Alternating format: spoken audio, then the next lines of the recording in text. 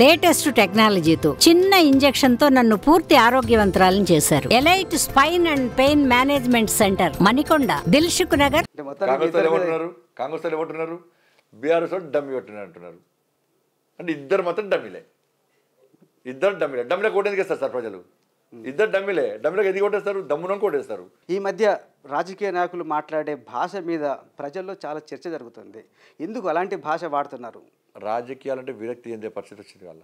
దీని ప్రధాన కారకుడు కేసీఆర్ గారు ఉద్యమ సమయంలో సరే ఇప్పుడు యాస భాష దాని తర్వాత ఆయన మాట్లాడే భాష, ఆయన కొడుకు మాట్లాడే భాష, వాళ్ళ అహంకారపూరితమైన వ్యవహార శైలి, దానివల్ల ప్రజలు ఇవాళ చీదరించుకున్నారు, తరిమేశారు.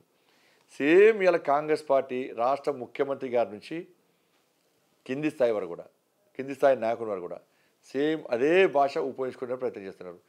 రాజకీయాల్లో వ్యంగ్యంగా మాట్లాడచ్చు, లేకుంటే పొలైట్గా మాట్లాడచ్చు, ఏదో రకంగా మాట్లాడచ్చు, జోక్ చేయొచ్చు, అది మాట్లాడచ్చు.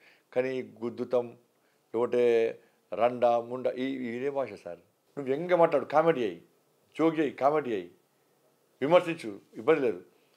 కానీ ఇటుపక్కడు అటుపక్కడు చప్పలు కొట్టినంత మాత్రం రెచ్చిపోయి మాట్లాడదు సార్. మాట్లాడితే ఏమైందంటే ప్రజలు చీదరించుకుంటారు. ముఖ్యమంత్రి స్థాయి వ్యక్తే బట్టలు ఉడదీస్తాం, ఇదోడిస్తాం, అదోడిస్తాం అని చెప్పంటే.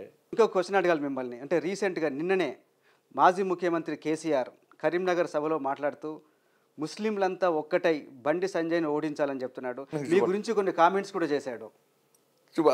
దాని మీద మీ స్పందన ఏంటి? ఇప్పుడు ఆయన భాష చూపడతా మీకు, ఇది వినాలి జర, మీ ఛానల్ ద్వారా మీరు వినిపించాలి. ఇది मुसलमान भाइयों को मैं सलाम करता हूं, आप तमाम लोगों से मुसलमान भाइयों को मैं सलाम करता हूं, आप तमाम लोगों से मैं अपील करता हूं, आज आप दानिशमंदी से सोचिए और सही पार्टी को चुनिए.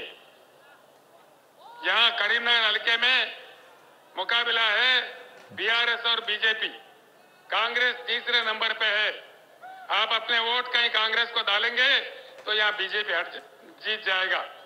यहाँ के बीजेपी एमपी कितना गलीज आदमी है आप जानते हैं. यहाँ भी निजामाबाद में हर हालत ఇది ముసల్మాన్లు ఒక్కటి కావాలంట సార్. మీరు చూడండి, ఎక్కడ కూడా మతం పేరు చెప్పుకొని ఇక్కడ ఓట్లు అడిగే ప్రయత్నం చేయలే, ఎక్కడ మత విద్వేషాలు రెచ్చగొట్టలే. మోడీ గారిని ప్రధానమంత్రి అన్నాం, మోడీ గారు చేసిన అభివృద్ధి, మోడీ గారి దేశానికి ఏ విధంగా వస్తాము, నేను కన్వీనర్ పార్లమెంట్ చేసినటువంటి అభివృద్ధి, BRS party failures, Congress party failures విషయాల్లో మాత్రమే నేను ప్రజలకు వివరించుకుంటూ వస్తున్నా. సరే, అయోధ్య రామ మందిర విషయంలో అక్కడ ప్రస్తావించడం అది తప్పకుండా చేస్తాం కాబట్టి 376 గురించి మాట్లాడతాం, అది చేస్తాం కాబట్టి. ఇవాళ కేసీఆర్ అనే వ్యక్తి కన్వీనర్కి వచ్చి ముస్లిమ్స్ అందరూ ఒక్కటి కావాలి, బండి సంజయ్ని ఓడగొట్టాలి అంటే ఇవాళ మీలాంటి మేధావర్గం ఏం చేయాలి సార్? ఇవాళ అదే నాలుగు మాట్లాడితే ఇవాళ ఇదే మీడియా భూతొద్దలు పెట్టి చూపెట్టేది. కేసీఆర్ అంత స్పష్టంగా మాట్లాడినా కూడా ఏ మీడియాలో ఒక్క వర్డ్ రాలేదు సార్. వాళ్ళు మాట్లాడితేనేమో శాంతి భద్రతలు అంటారు, మేము మాట్లాడితేనేమో మతతత్వం అంటారు. ఇక దీని మీద ఇవాళ డిబేట్లు ఎందుకు జరిగేస్తారు? ఇవాళ డిబేట్లు అది మామూలు విషయం కాదు. అంటే కరీంనగర్కి వచ్చి ఒక వర్గాన్ని రెచ్చగొట్టి ఆ వర్గం వాళ్ళు ఒక్కడైతే ఓడిపోతారు సార్. ఓడిపోయినా కావచ్చు, మన అసెంబ్లీకి ఓడిపోయినా సార్, పక్కా ఓడిపోయాను నేను. ఇలా ఆర్టీవీ ద్వారా ఒప్పుకున్నాను కదా, వాళ్ళందరూ ఒకటే నన్ను ఓడగొట్టారు. 3,000 ఓట్లతో ఓడిపోయాను సార్ నేను. ఇప్పుడు కూడా ప్రమాదం ఉందని సార్ 3,000 ఓట్లతో ఓడిపోయాను సార్ నేను. 1,500 వస్తే గెలుచుకోండి నేను. వాళ్ళందరూ ఒకటే ఓడగొట్టారు. వాళ్ళ మిగతా మా వాళ్ళు కలిసి గెలిపిస్తారు, మిగతా వాళ్ళు గెలిపిస్తారని పార్లమెంట్ పక్కా గెలిపిస్తారు సార్. ఆయన 100% గెలిపిస్తారు. అసెంబ్లీలో గెలిపించలేదు కదా, ఇప్పుడు గెలిపిస్తారు. అసెంబ్లీలో వాళ్ళు మెజార్టీ ఉండొచ్చు, వాళ్ళు కలిసి ఉండొచ్చు, కానీ పార్లమెంట్లో కలిసిన గెలిపిస్తారు కదా. వాళ్ళ ఓడితే వీళ్ళు గెలిపిస్తారు, నేను పక్కా గెలిపిస్తారు, మా వాళ్ళు గెలిపిస్తారు. ఇలా కేసీఆర్ గుణపాఠం చెప్తాం, దీనిలో ఇదే విషయంలో గుణపాఠం చెప్తాం. ఇవాళ ముస్లిం ఓటు బ్యాంక్ కోసం కేసీఆర్ ప్రయత్నం చేసిండు, కాంగ్రెస్ పార్టీ వాళ్ళ వెంట పడుతున్నది, మసీదులను కేంద్రంగా చేసుకొని కాంగ్రెస్ పార్టీ పైసలు పంచే ప్రయత్నం చేస్తున్నది. ఇలా మతాన్ని అడ్డు పెట్టుకొని కేసీఆర్ గెలవాలని ప్రయత్నం చేస్తున్నాడు. ఇవాళ నేను ఇలా హిందూ సమాజాన్ని నేను అప్పీల్ చేస్తున్నాను. ఇవాళ మొన్న ఓడిపోయినా కూడా నేను ఎమ్మెల్యే ఓడిపోయినా కూడా నేను ఎంపీగా పోటీ చేస్తున్నా. నా ప్లేస్లో ఏ పార్టీ మా ప్లేస్లో ఏ నాయకుడినా కూడా ఇలా రాజకీయాలు పక్కన జరుగుతాడు సార్. నేను ఎమ్మెల్యే గెలుస్తాను సార్, నన్ను ఇవ్వలేపారు. ఒక మసీదు పోయి నేను టోపెట్టి నమాజ్ చేస్తాను, ఎమ్మెల్యే గెలుస్తాను. ఒక మసీదు టోపెట్టి నమాజ్ చేస్తే, కానీ నేను పోలే, నాకు నా ధర్మం ముఖ్యం, నాకు అల్లా గురించి తెలియదు. నేను మసీదు పోయినా రాముని మొక్కే అలవాటు నాకు లేదు. నేను మసీదు టోపెట్టుకోలే, నన్ను ఓడగొట్టారు. ఇలా హిందువులు ఆలోచించాలి.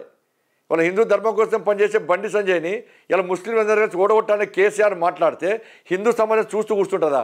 అంటే హిందువుల ఐక్యత లేదు అని చెప్పి ఒక చెడు ఆలోచన ఇలా బీఆర్ఎస్ పార్టీ కాంగ్రెస్ పార్టీ నాయకులకు ఉన్నది. కానీ 80% హిందువులు ఒక్కడైతే వాళ్ళ తుంపిరతం కొట్టుకోపోతారు. వీళ్ళు హిందువుల తుంపిరతం కొట్టుకోపోతారు ఈ పార్టీలన్నీ కూడా. దాన్ని గుర్తుంచుకోవాలి. దాన్ని కానీ మతపరంగా రెచ్చగొట్టడం, మతపరంగా ఓట్లు అడగటం ఎవరు అడిగిస్తారు? నేను అడగలే కదా. అంటే వాళ్ళంటే పడాలి. నేను ఇప్పుడు కేసీఆర్ అంటే పడాలి సార్. నాకు రాజకీయాలు ముఖ్యం కాదు సార్. నాకు ఈ రాజకీయాలు ముఖ్యం కాదు, పోటీ కాదు సార్. నాకు ధర్మం ముఖ్యం. నాకు ఇలా కేసీఆర్ అనే వ్యక్తి కన్వీనర్కి వచ్చి ఒక వర్గం ఓట్ల కోసం దిగజారి మాట్లాడితే ఎస్ నా ధర్మాన్ని కాపాడుకోవాల్సిన బాధ్యత, నా ధర్మానికి సంబంధించిన నా హిందూ సమాజాన్ని సంఘటితం చేసిన బాధ్యత 100% నా మీద ఉంది. నేను ఇప్పటిదాకా మాట్లాడలేదు సార్. నేను ఇప్పటిదాకా దాని గురించి మాట్లాడలే. నా కేసీఆర్ మాట్లాడక నేను మాట్లాడుతున్నా. దీని రాజకీయ కోసం మాట్లాడతలేను ఇవాళ. కాబట్టి ఇలా కరీంనగర్ పార్లమెంట్ హిందువులు ఆలోచించాలి. ఇలా మీరు ఒక్కడైతే ఏం చేస్తారో ఇలా ధర్మాన్ని నమ్ముకొని నేనున్నా. నేను గలీజు అన్నా. ఎస్ నీలక భాష రాదు. నాకు భాష రాదంటుడు కేసీఆర్ సార్. నీలక రెండా ముండా కొడుక గాడి కొడుక ఈ కొడుక తిట్టు నాకు రాదు. నీలక మోసం చేసి నాకు ఇంటికో ఉద్యోగం ఇస్తాను మోసం చేసే భాష నాకు రాదు. దళితులు ముఖ్యమంత్రి చేస్తా మెడకాయ తలకాయ నరుక్కుంటానన్న భాష నాకు రాదు. మోసం చేసి రాదు. దళితులు 3 ఎకరాలు చేయిస్తారు మోసం చేస్తాను మాట రాదు. దొంగ ఎడ్యుకేషన్లు ఇచ్చి నిరుద్యోగుల పొట్టగొట్టే భాష నాకు రాదు. టీఎస్పీఎస్సీ పేపర్ లీక్ చేసి సమర్థించుకునే భాష నాకు రాదు. ఇంటర్మీడియట్ విద్యార్థులు సార్ ఎంత బాధ అనిపిస్తుంది సార్. ఇప్పటికీ ప్రపంచంలో రైతులు ఆత్మహత్య చేసుకున్నారు, యువత ఆత్మహత్య చేసుకున్నారు, అప్పుల పాలన ఆత్మహత్య చేసుకున్నారు, ఇబ్బంది పడ్డ ఆత్మహత్య చేసుకున్నారు. ప్రపంచంలో ఇంటర్మీడియట్ విద్యార్థులు ప్రపంచంలో ఎక్కడ ఆత్మహత్య చేసుకోలే. ఈ మూర్ఖుని పాలనలో ఆత్మహత్య చేసుకున్నారు విద్యార్థులు. 20 మంది 30 మంది ఇంటర్మీడియట్ విద్యార్థులు ఆత్మహత్య చేసుకున్నారు. పాపం వట్టే పోయిందా సార్? ఇవాళ ఆర్టీసీ కార్మికులు ఆత్మహత్య చేసుకున్నారు. నమస్తే అండి. ఇది వ్యాపారం గురించి కాదు, ఓటు గురించి. ఎన్నికల్లో ఓటు వేయడం మన హక్కు మాత్రమే కాదు, కర్తవ్యం. ఎంతో మంది మహా నేతలు శ్రమించి ప్రాణత్యాగం చేసి ఈ అవకాశాన్ని మనకిప్పించారు. అందరూ ఓటు వేద్దాం. ఎందుకంటే ఓటు హక్కు ఊరికే రాదు. నా ఓటు ఎవరికో తెలుసా? అది సీక్రెట్ అండి.